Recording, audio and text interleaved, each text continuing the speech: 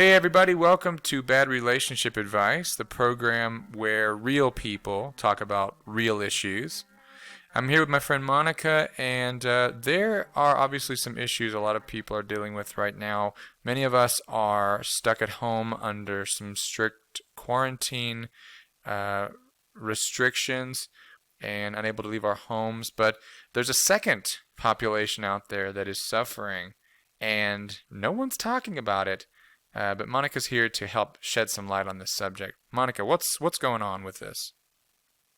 Well, yes, and we this is actually I would say, a very underrepresented population that has been in the shadows pretty much since they've been around, which I thought would be important to bring light, not too much light on this Right. topic, right? And of course, we're talking about vampires, the vampire population, according to the weekly world news, which we all know is the world's only reliable news. Right. Their April 9th article entitled Curfew Devastating the Vampire Population.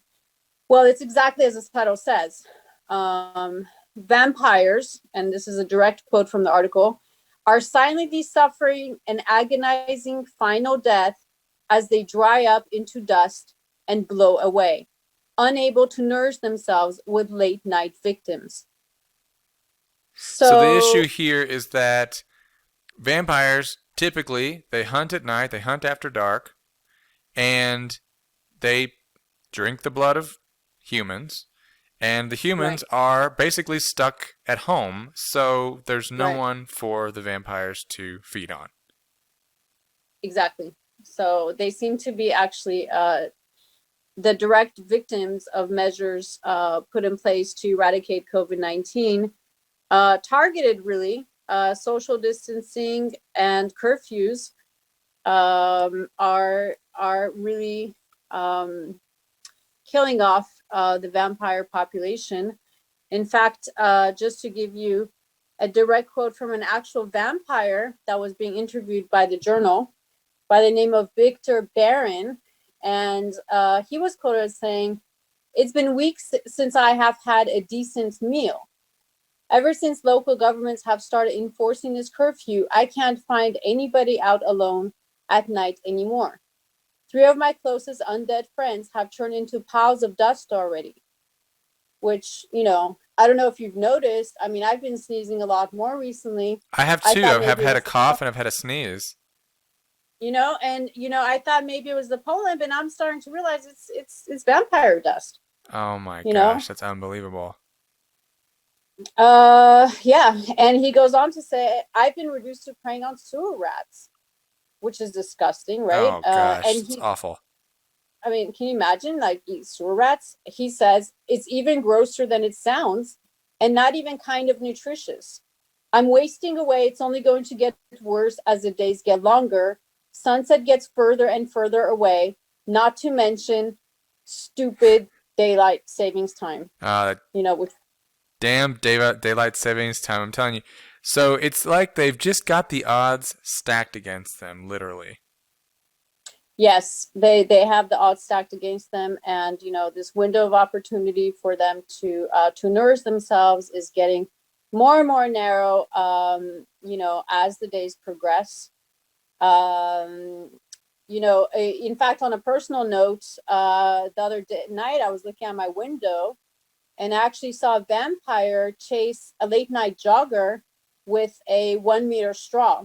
Now, here we have the social distancing rule, right? 1 meter, and vampires are trying to be, good citizens, trying to avoid breaking this rule.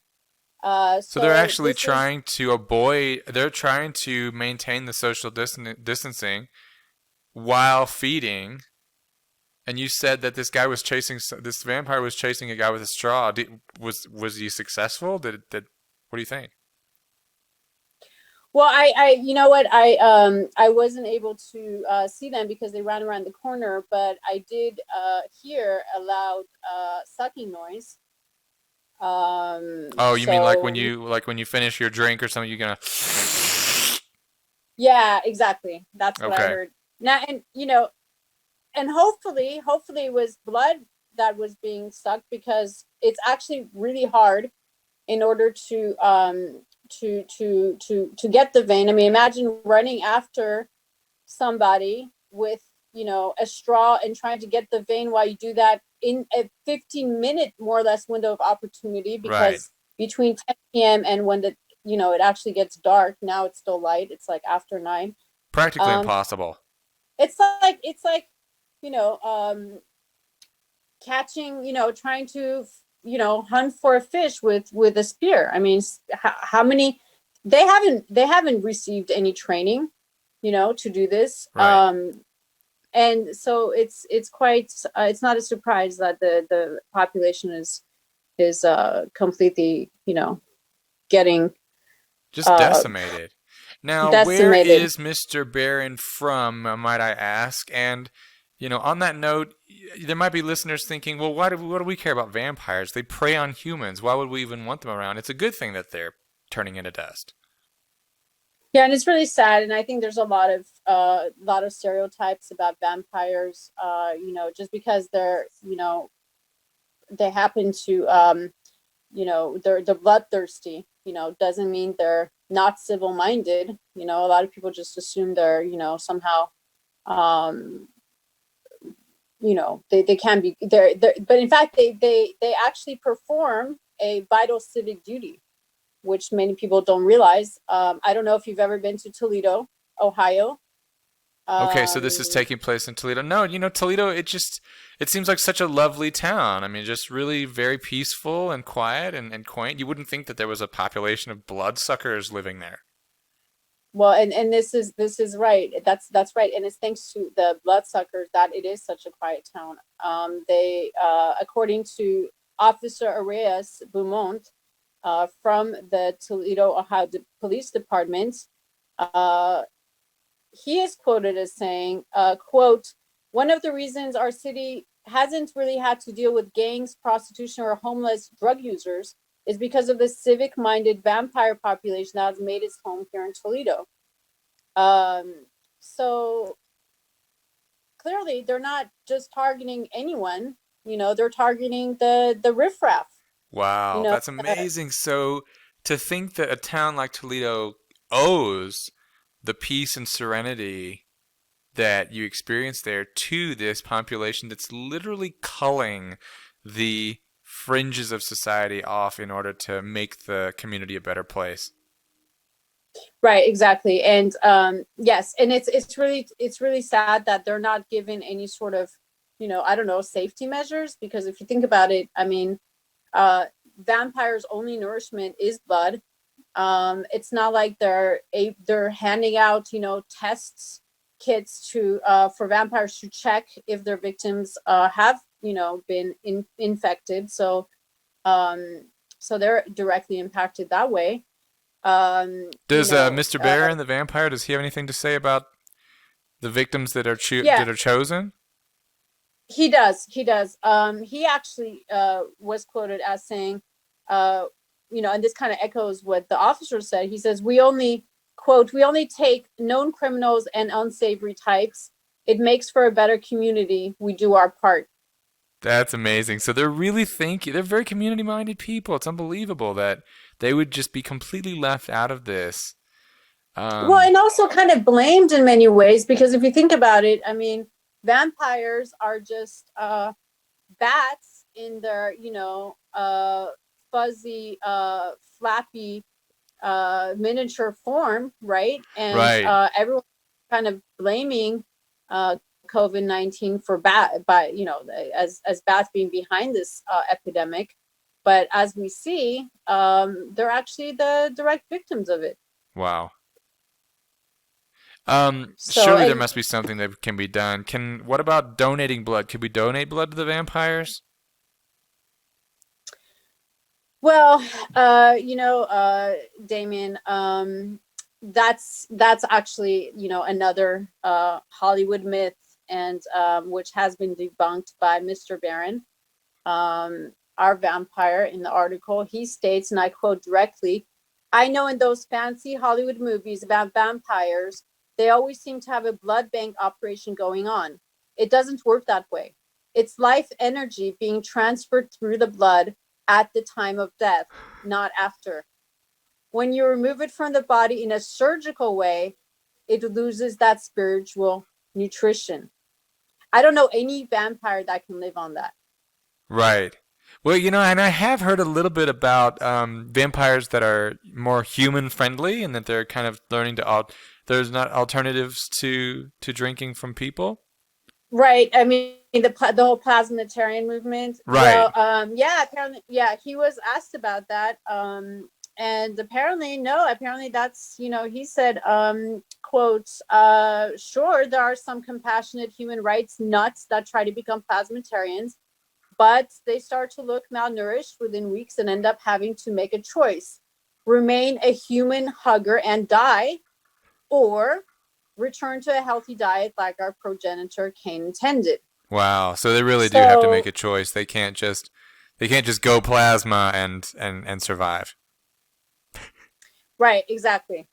And, and so they can't go plasma. There's no blood banks, that exist where, they could just like, pop open a can of, some vampire version of V8.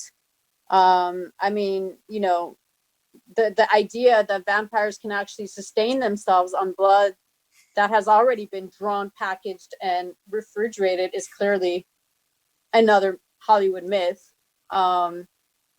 So, and as vampires are, we're talking vampires, not mosquitoes. So we're talking lots of blood here, Right. right? That needs to be.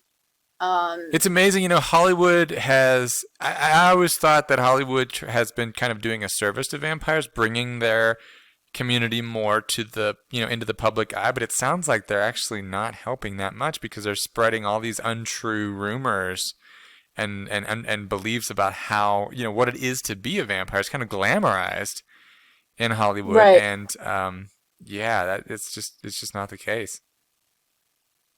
Well, yeah, exactly. I mean, they don't consider them. I mean, when you think vampire, you don't think upstanding citizen, right? Right. But But now it's after not this the. interview with Mr. Barron, my opinion's changed. Yeah, and I think one aspect, that's, if you think about what's going to happen once things get back to normal, and it seems like crime is probably going to spike. According to the Weekly World News article, Officer Beaumont, he does state, quote, "I'm worried that when everything gets back to normal, my job is going to be more challenging than it used to be." So, Wow. yeah, Well, more if crime. if any of our listeners wants to help out the vampires, what would be a good time to go out for a late night jog, Monica? Well, I mean, like we were talking about earlier, vampires are trying to, respect the confinement and social distancing. So just kind of like right before 10 p.m. And I would say, the 15 minutes, but maybe just kind of try to make it a little easier on them. Don't run when you see a vampire. Yeah. In fact, one of our photographers has caught, a real photograph of a vampire being, nourishing himself on someone.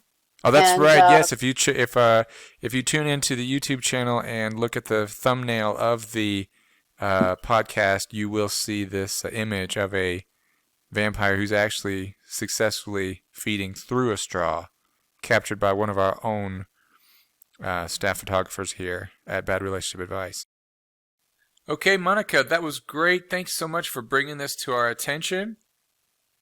yeah, thanks, Damian. And for anyone who would like to, I encourage reading the full article, April 9th, of the Weekly World News. The title, again, Curfew Devastating Vampire Population. Awesome. It's good. All right, we're doing some important work here, guys. Real I'm people sorry to leave on talking a bleak about note. real issues. don't forget, there is something you can do. Okay.